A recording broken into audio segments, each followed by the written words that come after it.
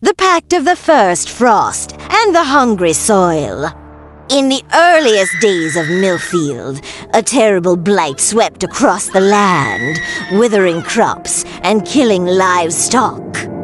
Winter was coming, and with it, the threat of starvation. They made a deal with the entity that lived in the land. You might be thinking this is a children's story.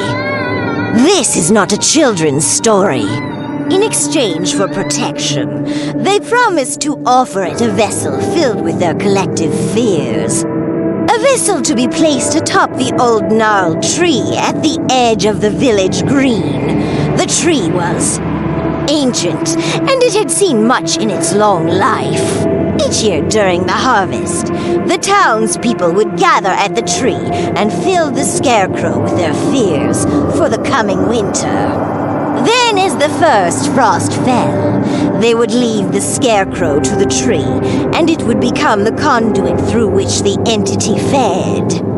This is a story about a scarecrow that comes to life, also about the dark truth of what scares us. What is a scarecrow but a man made of straw? What is the point of a scarecrow but to take the place of a human in the field? When people filled the scarecrow with their fears, they were imbuing it with their life essence, their soul energy. Hungrier the soil, the more potent that fear became. And when the entity in the land sensed that, oh, how it grew. The first frost was not just a ritual for the townspeople. It was also a ritual for the entity, a signal that the vessel was ready to be opened, that the feast was about to begin. So the entity would draw upon the fear energy projected onto the scarecrow, growing stronger and more real with each passing year. It would become so powerful that it would animate the scarecrow. Using it as its vessel in the mortal plane, the scarecrow still stands in the fields of Millfield.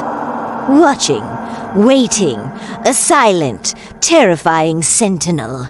You can hear the whispers of the hungry soil, the whispers of the entity that made a pact with the founders all those years ago.